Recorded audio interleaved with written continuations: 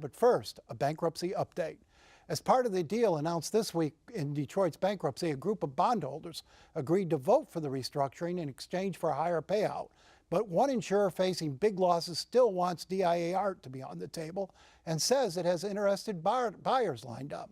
Joining me to talk about that tonight, my counterpart, Steve Henderson of the Detroit Free Press, and another familiar face, Craig Foley, host of the aptly named Craig Foley Show on WDET. Welcome, gentlemen. And Steve, you say in today's column that keep your hands off, you vultures of the DIA Art. Well, I'm just saying what the judge said, right? Judge Rhodes said, we're not going to do these sort of short-term cash for debt kind of plans. That's the kind of thinking that got Detroit in trouble in the first place.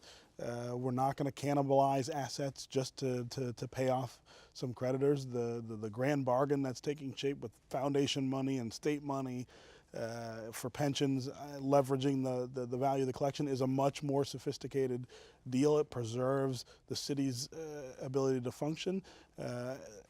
There's no reason to even consider this idea that we're just going to sell stuff out of the museum. The state and the DIA and other donors, the foundations, have raised $816 million for this art. This bond insurer says it has offers of up to $2 billion for the art. How can the court look at that wide discrepancy between those two values and say, we're not going to exploit that value? But if you look at the documentation that came out in regards to those offers, there's a lot of ifs in there. And one of the things that we don't know is what pieces of art they have included in their bid, who exactly owns all these pieces of art. So there are a whole lot of unknowns there.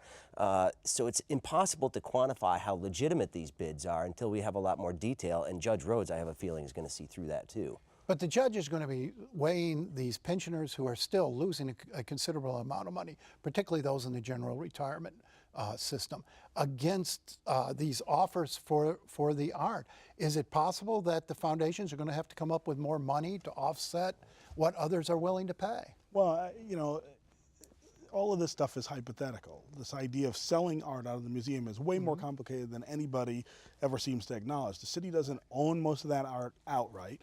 You know, Al Taubman owns a lot of it, and he's not going to just let you go and sell it out the door. There are other collectors who've given art to the museum with this understanding that it'd stay in the public collection. But this insurer identified city-owned art and said it's worth a lot more than it's being offered. It may be, but that's not the point in a municipal bankruptcy, right? If this were a private bankruptcy and if it were Ford or GM or whatever, yeah, you strip the thing for parts and you sell everything off at the highest price.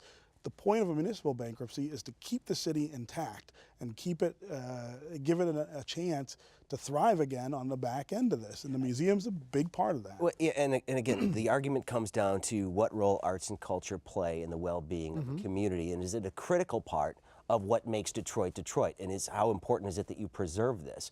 All this does is sort of start the saber rattling between the two sides, but you cannot force the city to liquidate its assets. You just can't. Judge Rhodes has made that pretty clear, and Kevin Orr was very adamant about it as well, that this isn't going to happen. But you are looking at pensioners who are being asked to still sacrifice a great deal. And part of that deal this week would make the least prosperous of them, the poorest of those retirees, a little more whole in this process. Do you feel that that's another effort to keep hands off the DA art and other assets? It is, and it's also an effort to try to minimize that blow to pensioners. I think what we're going to see going forward are lots of different ideas about how you can take this cut that the pensioners have to take and make it targeted so that the most vulnerable of them are not going, you know, without their money. Well, and keep in mind too, the big deal about this agreement that was reached earlier this week is that you have another group of aggrieved party that is going to agree to this deal, and now you have this, and if the swaps deal goes through later this week,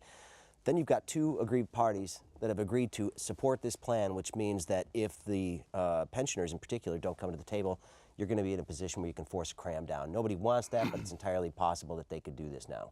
But the leverage shifts. I mean, do you now feel, Steve, that the cram down is the more likely outcome of this? I think this sets the stage for it. I mean, you've got a number of creditors saying, this is the deal that we've got, we're going to go for it. And I don't know what the exact number is that the judge needs to do that, but we're getting close. And every time one party agrees to some part of this agreement, it puts pressure on everybody else to come to the table. The pensioners too are now, I think, sort of hanging out there on a limb saying we want a better deal, but you've got too many other people who are taking it, and they're going to end up with something worse if they're not careful. But Craig, this deal hinges largely on the Detroit taxpayers, Detroit property taxpayers, continuing to pay about $100 million a year to pay off bonds that will no longer exist. They will be wiped away by the bankruptcy. It seems to be a fairness issue there. I have a feeling that that's something that's going to be litigated for a long time, even after this bankruptcy is done. Because if you're a citizen in Detroit and you are still paying off bonds that were being used to pay for things that you already received, but you no longer have that debt, the city's going to have a tough time arguing that they should be able to continue to collect that money. It wouldn't be the first time that cities have done this, but it's going to be tough, especially when you're talking about wanting to reduce the tax burden on Detroiters. They already have a pretty high tax burden, the highest in the state, really, when you look at it in terms of how much of people's percentage of income goes towards that. It's a problem. And it's a detriment to living in the city. It is. And everybody has said they want to reduce the cost of living and doing business in the city of Detroit and reducing the taxes. The governor has said it, Kevin Orr has said it, Mayor Duggan has said it. That's going to have to be a part of the package. And Steve, everybody gets their debt wiped away except the taxpayers then. Right. Well, and again, this is about fixing that pension hole. That's really important. And I think, Kevin Orr has not been given enough credit for pushing as hard as he has to try to make that better on pensioners. And it really does seem to be all about making sure pensioners lose as little or suffer as little.